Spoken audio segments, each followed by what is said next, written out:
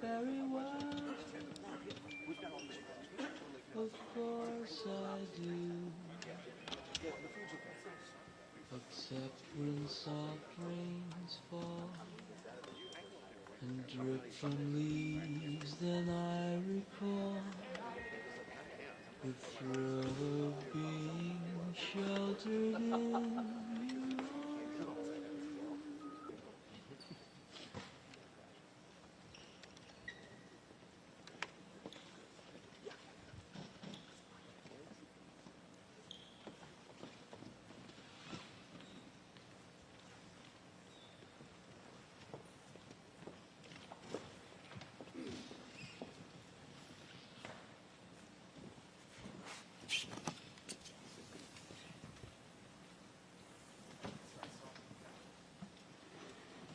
Good morning. Before I start talking about the young man next to me, I want to thank Jalen Hood-Schifino, Max Christie, and Anthony Davis for their incredible service here. There's no player that played as big a role to our 17th championship than Anthony Davis, who's also a person of incredibly high character. So those three guys are Lakers for life, and just want to thank them before we start. No. So, in thinking about today and what it means, I think Luka Doncic joining forces with the Los Angeles Lakers is a seismic event in NBA history. And the reason I say that is because we have a 25-year-old global superstar that's going to get on the stage of the most popular and influential basketball brand on the globe. And I think when those two powerful forces come together, it brings basketball joy to the world, because that's how Luka plays. He plays with joy. And if you think about kids in Barcelona, or kids in Buenos Aires, or children in Shanghai or Sydney, they're going to be wearing a number 77 Luka Doncic Lakers jersey and bringing joy to basketball just like he does. And that's why it's powerful. I think the leadership of Adam Silver and the way he's bringing the game to the world, you see it in Europe, you see it in Africa, what the NBA is doing. And now we have one of the game's biggest superstars, an international player, coming to join the Los Angeles Lakers. It's a convergence of all those forces. And I think it's going to be something incredibly special that the NBA and basketball has never seen before. So to get to this place, there's a couple people I want to thank. First and foremost is Jeannie Buss. She's so supportive. I think her vision, which falls in line with the great and late Dr. Buss, to always make sure the brightest and best basketball superstars play for the Los Angeles Lakers. She's clearly carried that vision on from her dad, and I just want to thank her for her tremendous support and vision in helping this day become a reality. The second person I want to thank is anytime there's a trade or a transaction, there has to be a partner. And I want to thank the Dallas Mavericks, led by their GM, Nico Harrison, who was also very instrumental in bringing this opportunity to us and then staying true to the negotiations throughout, where it could be culminated with the trade being finalized and Luka Doncic, Maxi Kleber, and Markieff Morris becoming members of our team. So wanted to thank those two people. And now we'll start with questions. Hey, Luka, there's a video the Lakers put out the other day of that you noticed somebody was talking to you in Slovenian during a game in 2019. It's Kobe. You turn around, you have the moment with him after the game. And just think of how do you go from that to then now joining the Lakers with LeBron James and just thinking of the legacies of those two players and you having the chance to be the next one. Well, first of all, I remember the exact moment that happened. It will always stay, in my mind. It was an amazing moment. Just for Kobe to know my name was amazing for me. And, I just wish Kobe and Gigi were here to see this moment. And, I'm excited about this new journey and happy to be here. Jim Hill, KCAL 9 News. First of all, welcome to Los Angeles. When you walked out and you saw all of us here standing here waiting for you to come, what's your reaction to seeing all of us here to welcome you to Los Angeles? Well, first of all, it's very nice. There's a lot of people here. I don't think there's ever been so many people in my press conference, so I really appreciate all the support. Luka, welcome to Los Angeles. I'm curious, what's your reaction been the last 48 hours to some of the comments coming from Dallas on your way out the door to join the Lakers?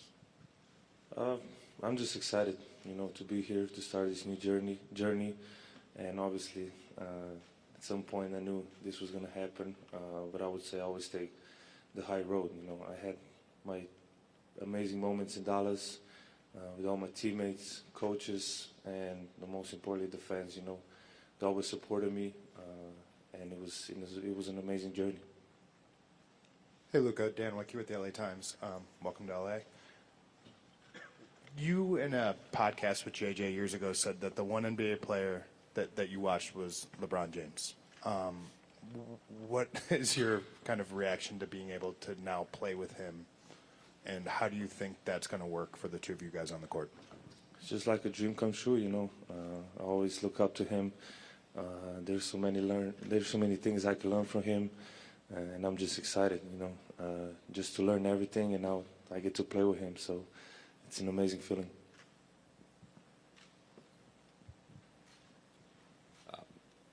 Zdravo, Luka. Jovan Buha with The Athletic. Just kind of following up on that, how do you see you and LeBron specifically, just the two-man game between you? You both can screen for each other, hit guys out of the short roll, create playmaking opportunities. Just how you guys both see the game. Very few can see it that way. Like, how do you see that fit from a passing, playmaking, and just two-man game perspective? Yeah, I think we both make our teammates better. I think our IQ is very high, so I think that's going to help everybody. But obviously, I really hadn't think about basketball much these days. But I'm just excited to work with him. I work every day here, so every day that goes by is going to be better. Luka, Kobe Price, SoCal News Group. Welcome to LA. Got one for both you guys. First for you, Luka. I think you even wrote in a social media post that you thought that Dallas is going to be a place that you're looking forward to win championships, staying for your career. Emotionally, what have the past 48 to 60 hours been for you in coming to LA? Well, it was hard first. That first day was really hard. I felt like this last 48 hours was 1 month. Like 2 days ago was 1 month ago. So emotionally it was really hard. But every day that like today was much better. I'm just very happy to be here for this opportunity. It's the Lakers. It's one of the best clubs in history, so I'm excited to be here. And for Rob, Nico was speaking with reporters, I believe on Sunday after the trade. He praised you specifically for, keeping the negotiations between you two up until, I imagine, the final moments. At what point did you, introduce this trade idea to Jeannie, and what was her initial reaction when you told her about it? Yeah, so this all started with a coffee in Dallas where Nico approached us with the concept. And because there was a partnership and a history of travel in the world between Nico and myself working around Kobe Bryant, there was a fabric of trust in the discussions. And these type of deals are incredibly intricate and complicated. And along the way, we knew there would be 248 insurmountable snags to get to the end, and there were. And so over the course of 3 weeks, call it, an issue would come up, and we'd think there was no way to climb the mountain, and we'd figure out a way. Then the next issue would come up, and you just keep going, and you stay committed to the work. You stay committed to trying to get the deal done in a partnership sense. I think a lot of people talk about negotiations in terms of who won and who lost. I try to approach a negotiation in the sense of how do we build a partnership where we can get to the end. And I think that was the lens that we worked and the premise we worked under. And when the concept was initially introduced to us, it was, hey, the only way we can even have these discussions was if it's between owner and GMs. And there was a commitment to that. And if we broke that commitment by talking to anyone else, this day would never happen. So I think trust was at the center of all those discussions. And I called Jeannie after the coffee in Dallas and brought her in immediately, as I do with everything. Her and I have a really strong working relationship, and the fabric of that is that we share things in real time. And she was extraordinarily excited and hopeful that we could get to the end, which we were able to do. Hey, Luka and Rob, Melissa Rowland, Fox Sports. Over here. I have a question for both of you guys. Obviously, from the league's biggest superstars to fans, people were shocked that the Mavericks were willing to deal a 25-year-old superstar in his prime who has another 10 years at least ahead of him. What was both of your guys's, I guess, Rob, what was your level of shock that this was even on the table? And Luka, what was your level of shock that the Mavs were willing to deal you? I try to take everything in stride. I think, it's interesting if all of us watch Luka play. He has a combination of basketball joy and killer instinct, which is really rare. That was number 8, number 24. And I think learning lessons from that mentality are to stay in the moment. And so I don't think of it in terms of shock, surprise. I think of it in, okay, this is coming at me. It's like a game. Maybe a blitz is coming at Luka. He's not going to be shocked. He's going to stay in the moment, figure out the read, and make the play. And so when the opportunity came to me, that was sort of my mindset, is to, okay, this is coming. This is a concept that came to me.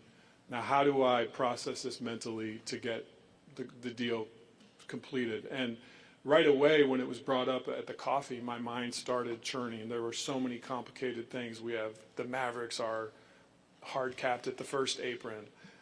The Lakers are up against the second apron. There's trade kickers. There's going to be a third team that's going to have. So my gears were turning about the deal the same way his basketball mind is processing a play. And so I just tried to live in the moment, and I tried to carry that with me for 3 or 4 weeks as this was unfolding. And by staying in the moment, I think it helped us get to the end. Everybody was surprised, so you can imagine how surprised I was. I was almost asleep, so when I got a call, I had to check it was April 1st. I didn't really believe it at first, and it was a bit shock. It was hard moments for me. It was home, so it was really hard moments for me, especially the first day. But as I said, I get to play in the greatest club in the world, and I'm excited for this new journey. Luka, over here on your left, Malika Andrews with ESPN. It's good to see you. Welcome to LA. You've been a fan of LeBron. You've talked about it for a long time, but he's also been a fan of you. He's tried to work with you at various different times in the past, whether it be shoe deals or other things. I'm curious, what message did he reach out to you with? Was it a text? Was it a call? What was that? And how did that fuel the way that you think about coming to LA as well? Yeah, he called me right away. He was in New York, so he called me right away. And we didn't talk much because, he said, I understand what you're feeling. But that was really nice of him just to call me right away and welcome me to LA. Hey, Luka. We've heard from so many other players across the league, Anthony Edwards, Steph Curry, Giannis, talking about their shock at this and also what it means for how teams feel about players and how no one's really safe, quote unquote, to use Steph's words. What have players said to you, and what has it meant to you to have them speak out the way they have? I saw some comments. I wasn't really trying to be on social media these days, but I saw some comments, and it really means a lot. You know, we are rivals, and they speak about me that nicely, so it really means a lot to me. And sure. Oh, directly, I haven't talked to a lot of people, really. Hey, Luka, Nikki K with Spectrum News right here. So emotionally, you go from thinking you're going to spend your career with one fan base, and now you arrive in a new city. First of all, impressions of Los Angeles and its fans from afar, and what does this opportunity to, have another love story with LA goes? Yeah, I would say, like you said, I thought I was going to spend my whole career there because I think loyalty is a big word for me, and I was trying to stay by that. But this for me is a fresh start. I get to play in LA. The fans are amazing, and I got the ocean here, so it's a really big thing for me. But really, I'm really excited to be here. I getting to play for the Lakers, and everybody can say that. And many legends pass here, many championships. So that's my goal. Luka, Brad Townsend, Dallas Morning News. So you wrote a Dear Dallas letter to fans that was, very heartfelt, and you talked a little bit about, your shock. How are your feelings toward the upper levels of the organization, Nico in particular, or the decision to trade you? Well, that's their decision, so I have no comment on that. They made a decision. I don't know why. But that's their decision, so I can't do nothing about it. And then one of the reasons that was given was that there was concern that, beyond this summer, or that there's a chance you might not agree to the Supermax extension. Did you or anyone on your inner circle indicate that that might be the case? Absolutely not. Luka, over here, Bill Plaschke, LA Times. Do you feel you have something to prove? Do you feel you have something to prove?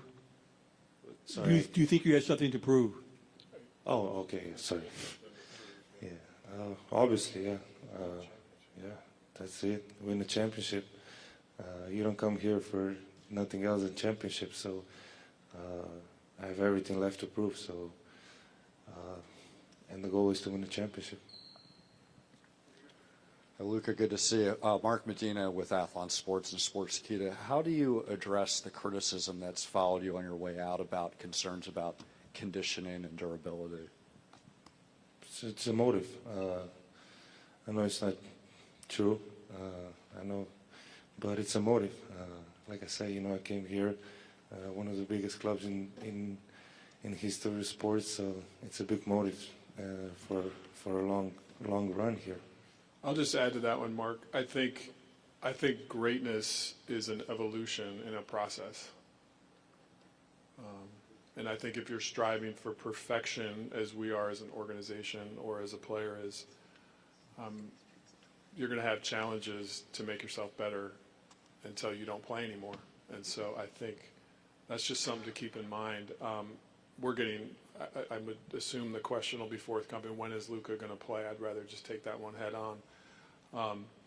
Our sports performance department is led by Dr. Leroy Sims. Luka's got trusted sports performance folks that are going to become part of our family and Dr. Sims' circle. And they're working together as we speak about a return to play plan. We have 5-on-5 scheduled tomorrow for Luka, and we're going to take it one day at a time just to make sure that the calf injury is in a good and safe place. So I would truly say at this point he's day to day. We're going to take it one step at a time. But if all those days go well and Luka feels good and confident, he'll be in a game soon. But we're going to partner with him. And I should mention, too, his amazing team who's now part of our family, led by Laura Beth and Bill Duffy and the rest of the folks that are here today. when we make decisions around superstar players, and we partner and collaborate with them, and that'll be our process with Laura, Beth, and Duff, who are incredible at what they do. Jared Greenberg with TNT. Rob, you stole my question there. I was going to ask Luka, I guess more about that, just hear from you what this process has been like. You've gone through it now 4 times with this cap. So what have you done to get back on the court? How are you feeling? And how confident are you in that this won't be a reoccurring injury? Well, for the first time, I took my time. Get it to heal 100%.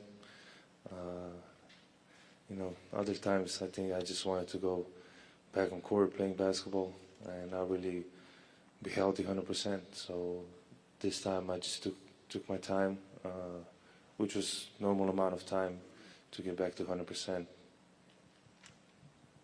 Luka, David Pingalore, KTLA. Over the last couple of days, I talked about your conditioning, but maybe your lack of defense. What is your commitment to being a better defender? Yeah, I think this year I really stepped it up honestly, and it's just being more active, more vocal, and I think I did a step ahead this year, but I need to do more steps ahead. So that's what I'm planning on. Hey, Rob, just obviously make a blockbuster move like this. What is your balance of thinking long-term with 25-year-old and then also just the short-term, knowing that the deadline's coming up on Thursday, just balancing the long-term vision with the short-term? We know that our roster has continued work to do to become complete. And just to be clear around the vision for our roster, we're going to build a roster that fits J.J. Redick's philosophy, his basketball philosophy. That's something that we believe in, that we support, that we want to lean into. So in terms of roster decisions, J.J. and I collaborate extensively around that and fitting how he wants to play. We know we have a need for a big. The market for bigs right now, leading into the last 2 or 3 days of the trade deadline, is very dry. There's just not a lot available. So maybe we'll be able to do some stuff around the margins. I would say in terms of a big move for that position, it's probably more realistic that would be something that comes in the off season. But Luka will be at the center of that as we build for the long term. We want to format a team that fits JJ's coaching style and his strengths and his needs to help us win a championship with the other people that are also on our team right now who are going to be a big part of that winning as well. But your question was about long term, so I'm speaking more to long term. Luka, I know you had about 13 games as a teammate with JJ in Dallas, and just wondered what that was like for you, the relationship that you formed, and then your thoughts about playing for him as a coach. Yeah, I mean, first of all, he couldn't move at all, so it wasn't no, but it was a great relationship. I really respect him. You don't see me go on podcast. I went on his podcast twice, so you know how much respect I have for him, so I'm really excited that I can play for him.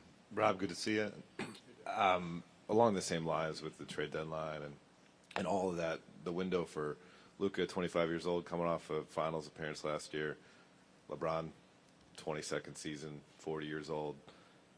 Like, what's the urgency level to have this team in the immediate future reach championship contender status, and whether that immediate future is between now and Thursday or the offseason going into next year? Just kind of what is the view in terms of the timeline to get this team to be able to contend? The urgency is ever present. From the first day I started taking this job till I sit in the chair right now, there's always an urgency to win championships. That's what the Lakers set out to do. That's the expectations of our fans, and we're going to put in the work to constantly try to do it. At the same time, you have to be realistic, and if there's not a championship big on the market right now, I can't wave a wand and create that opportunity. We'll continue to work and look for areas that we can complete and fill out the roster.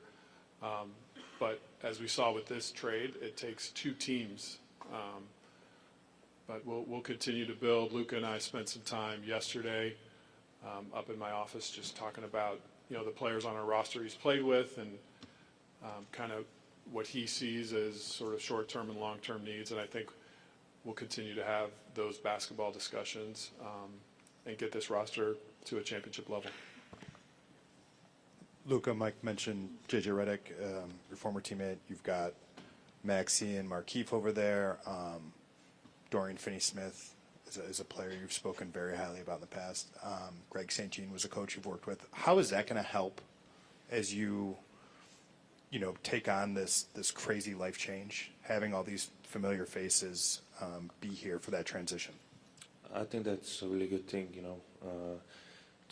to come to a new place, but still know some people. And I think that's mentally, I think that's a really good thing, and they're gonna just help me. The guys that were here, they'll help me learn new stuff about LA, about the team, and it's just helpful to see friendly faces. Edwin Garcia, Silver Screen Roll. My question is for Pelinka. Rob, when you're talking about a championship caliber big and aligning with J.J. Redick, what do you think the values in that position are required in the modern NBA? Versatility, mobility, a vertical lob threat. I think that's a key to the spacing that Luka likes to play with. Competitive. I think, those are some of the core things there. Those players are hard to find, but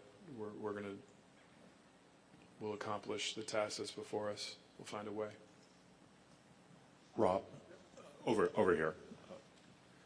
As far as just the future and the moves that you're going to be making, designing the roster or planning, how beneficial and important is it for you just to know you have Luka, you have maybe a decade that you can use as a roadmap in terms of just every decision you're looking to make? It's a gift. We're talking about a 25-year-old that is top 3 player in the universe. I can't think of a more amazing starting point to build a roster for the next decade. And I know he has the drive to win that we have here. Our fans are going to see that every night on the court. I know up here he might seem calm and casual and quiet, but we know the alter ego comes out, and we'll see it at crypto.com soon, and I can't wait for it. Thanks, everyone.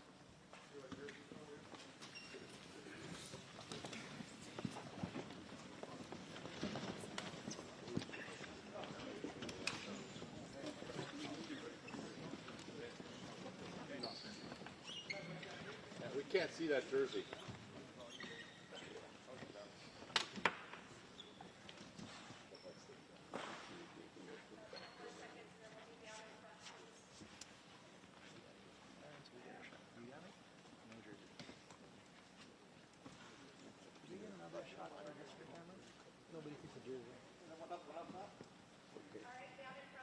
All right, everybody out.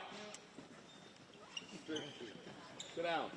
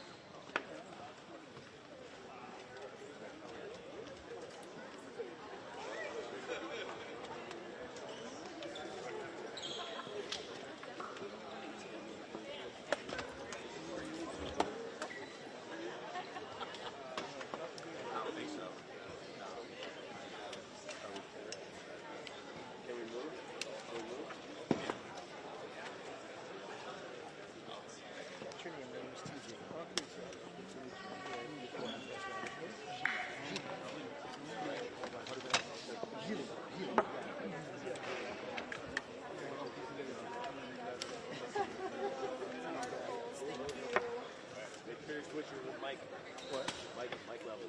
Yeah. So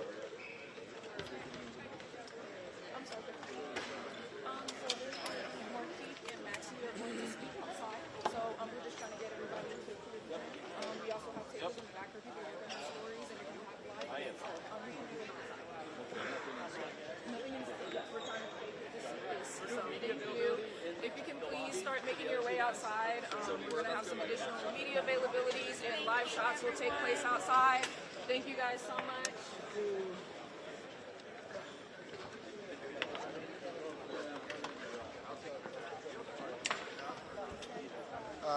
Yeah, I can give you that one. Yeah. No, it's right here.